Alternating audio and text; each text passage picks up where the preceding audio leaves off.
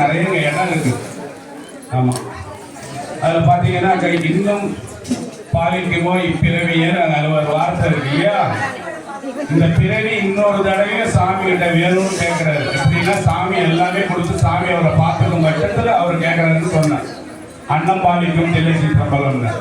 அதுக்கப்புறம் திருநாவுக்கரசர் வந்து இன்னொரு தடவை இந்த பூமியில பிறக்கணும்னு எப்ப கேட்கிறாருன்னா, புனித்த புருவமும் பொவ்வை செவ்வாயும் புனின் சிரிப்பும் பனித்த சடையும் பவளம் போல் மேனியும் பால் வெந்நீரும் இனித்தமுடன் எடுத்த பொற்பாதமும் காண பெற்றால் மனித பிறவியும் வேண்டுவதே இந்த மாநிலத்தேன்னு கேட்கிறார்.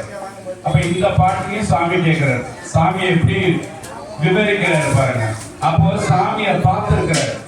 சாமியை பார்க்கல, எதுவுமே தெரியலன்றவங்க என்ன செய்வாங்கன்னா, எதை பத்தி கவலைப்படாம ஏதாவது பேசிட்டு இருப்பாங்க. அவங்க பார்த்துட்டாங்கன்றதால என்ன சொல்றாங்க, புனித்த புருவமும் இப்படி இருக்கிறாங்க. இப்படி இருக்கா சாமி, பொவ்வை செவ்வாயின் குமின் சிரிப்பும் இளமையான சிரிப்பு. நீங்க நடராஜ பெருமான் நான் பெருமைக்கு சொல்றேன்னு யாரும் யோசிக்காதீங்க. நம்ம கோயிலில் இருக்கிற நடராஜ பெருமான் தான் சாட்சி. அவர் நான் அவர் செய்யும் போது நான் பார்த்தேன், அவர் செஞ்சு எடுத்துன்னு வரும்போது நான் பார்த்தேன், இங்க வைக்கும் போது நான் பார்த்தேன். இப்ப போய் கொஞ்சம் கிட்ட பாருங்க, அவர் சிரிக்கிற சிரிப்பு என்ன, அம்மா சிரிக்கிற சிரிப்பு என்ன, இதெல்லாம் நீங்களாம் அனுபவிச்சு பார்க்கணுன்றதான் இதெல்லாம் செய்யறது. பல ஊர்ல பல கோயில்ல கிட்ட போய் பார்க்கவே முடியாது. விரட்டுவான், இறங்கு கீழே போக்கீழன்னு தள்ளுவான்ல.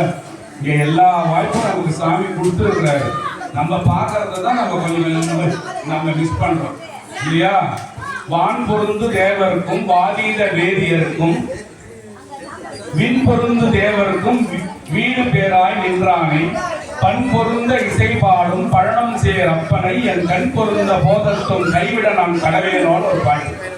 என்ன அது நினைத்து எப்ப சாப்பாடு தருவாங்க, கிச்சனை ஓடிடலான்னு பாக்குறேன்றீங்களா? விண் பொருந்து வாழ்பவருக்கும், இந்த விண்ணுல பொருந்தி வாழணுமா, தட ஆடக்கூடாது.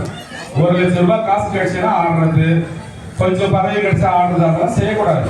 விண் பொருந்து வாழ்பவருக்கும் வாதீர்த்த வேதியருக்கும், எந்த நேரமும் சாமியோட பஞ்சாட்சர மந்திரம் சொல்றவங்களுக்கும் என்ன ஆகுமா, வீடு பேராய் நின்றானே, சாமி வீடு பேர் தருவானா. இப்ப எனக்கெல்லாம் கிடைக்கலன்னா, உங்களுக்கு எல்லாம் கிடைக்கலன்னா நம்ம அந்த நிலைமைக்கு நம்ம போகலன்னு அர்த்தம். அது போறதுக்கு பல கோடி பேர் இந்த உலகத்துல கஷ்டப்படுறான். காலையில 3 மணிக்கு எழுந்திருக்கிறான், விளக்கு போடுறான், குளிக்கிறான், எல்லா புக்கியும் எடுத்து வச்சு பாடுறான். சில பேருக்கு ராகம் வருது, சில பேருக்கு ராகம் வரல. சாமி கிட்ட எப்படி போனான்னு வழி தெரியல. பல பேர்கிட்ட போறான், பல பேர் காசை வாங்கி ஏமாத்திடுறான்.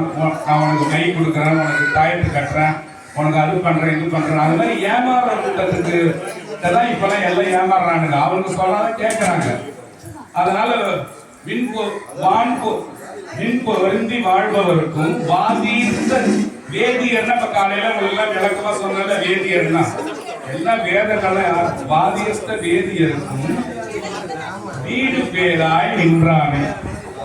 எதுக்கு இந்த பாட்டை பெற்றோம்னா, என் கண் பொருந்த போதற்கும் கைவிட நான் கடவேணும்னு சொல்றாரு. சாமியை பார்த்தாரா, ஏற்கனவே உங்களுக்கு பழது ரொம்ப வருஷமா கோயிலுக்கு வரவங்களா இருந்தா இந்த வார்த்தை தெரியும்.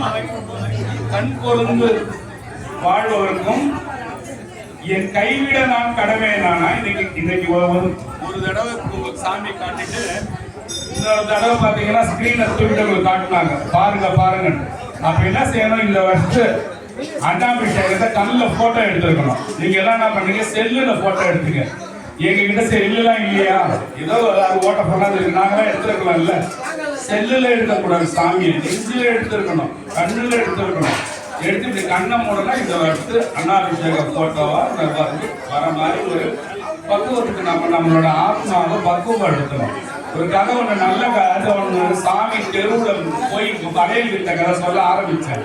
அது கட் ஆயிடுச்சு இன்னைக்கு. அதனால நான் இன்னைக்கு அதை ரிப்பீட் செய்ய மாட்டேன், உங்களுக்கு இன்னொரு நாளைக்கு செய்யறேன். சாமி 2 தடவை தான் தெருவில் நின்று கட்டியும் போனாரு திருபெருமான். ஒரு தடவை எப்பன்னு கேட்டீங்கன்னா கூலியும் கத்தின்னு போனாரு.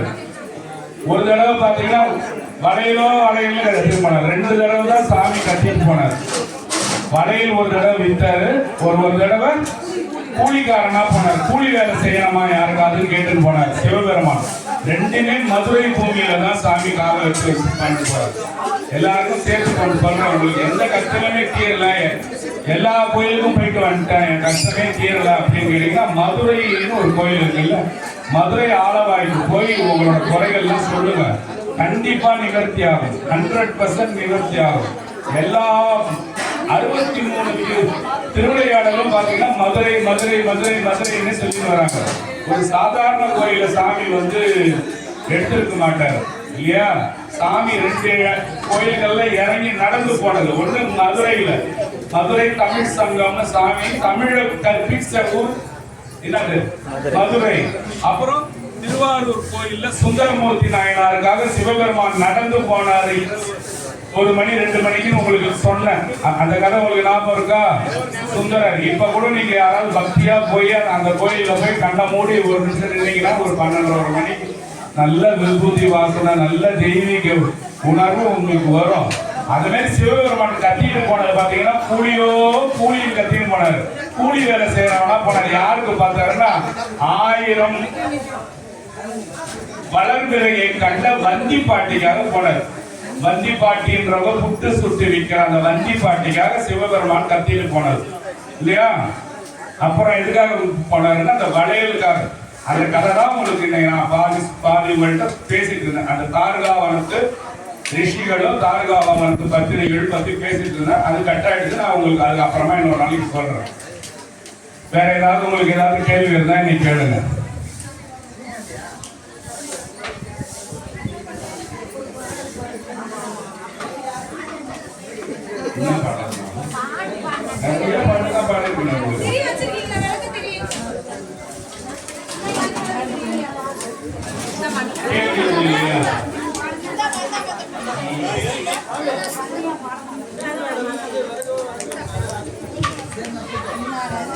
மதுரையில போனது 2 தடவை. மதுரையில போனது சாமி 2 தடவை.